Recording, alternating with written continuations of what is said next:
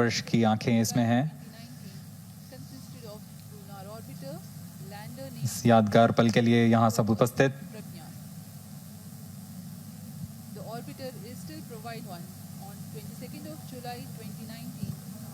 -1 minute.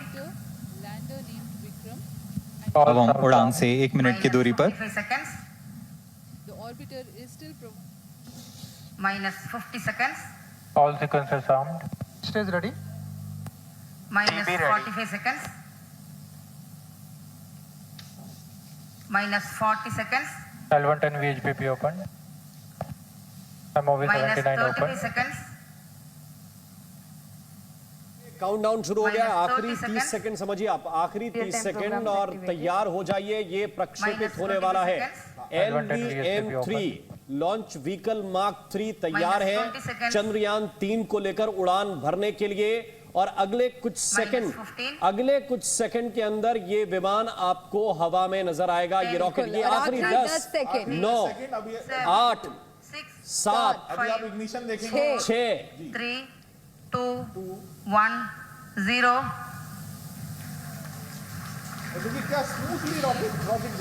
+5 seconds.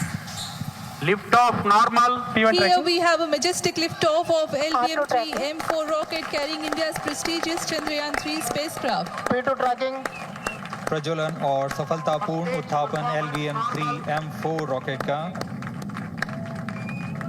यह भीमकाय rocket आसमान को चीरते हुए अपनी भयानक दहाड़ से चारों ओर कंपन उत्पन्न कर रहा है, जिसे हम यहाँ महसूस कर सकते हैं। और यही दहाड़ है जो वैज्ञानिकों को रोमांचित करती है। और साथ साथ वो सलामी भी वहां मंच पर खड़े होकर ले रहे थे तस्वीरें। अब इसके बाद जो फ्रांस की सेना है उसके अलग अलग अंग हैं, उसके जवान आपको परेड करते हुए नजर आएंगे। और एक और खास बात है, इस साल जो परेड आप ये देख रहे हैं वो प्रथम और द्वितीय विश्व युद्ध में भारतीय सैनिकों की शौर्य गाथा का प्रतीक भी है। 107 वर्षों में पहली बार भारतीय सेना की पंजाब रेजिमेंट इस परेड के दौरान पेरिस में आपने देखा किस तरह से मार्च करती हुई नजर आई। गौरव का क्षण भारत के लिए। और दूसरी खबर जिस पर सभी की निगाहें टिकी हुई है, काउंटडाउन शुरू हो चुका है, केवल 6 मिनट बचे हैं। प्रणय। बिल्कुल मलिका, 6 मिनट बचे हैं और ये धड़कनें तेज हैं हर उस शख्स की जिसकी नजरें टिकी होंगी चंद्रयान 3 के लॉन्च के ऊपर और इस श्रीहरिकोटा पर।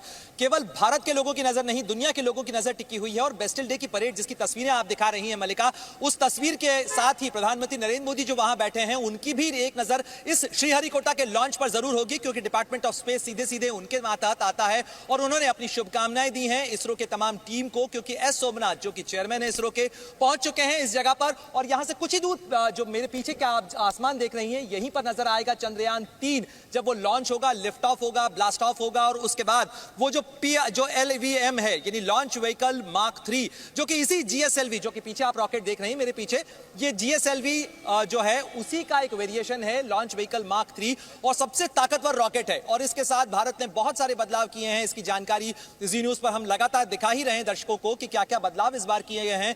और चंद्रयान 2 जो कि कुछ हद तक नाकामयाबी और मायूसी लेकर आया था, क्योंकि वो विक्रम लैंडर जिसे लॉन्च होना था, जिसको जमीन चंद्रमा की सतह पर पहुंचना था, वो नहीं पहुंच पाया था। लेकिन इस बार वो तमाम खामियां, वो तमाम चूक, वो जो तमाम गड़बड़ियां रही होंगी शायद, उन्हें दूर किया गया है। कई खास स्पेसिफिकेशंस और मजबूत किए गए हैं। इसके अलावा नासा का एक साइलेंट पेलोड भी इस चंद्रयान 3 के साथ जा रहा है, आसमान के अंदर चंद्रमा पर पहुंचेगा।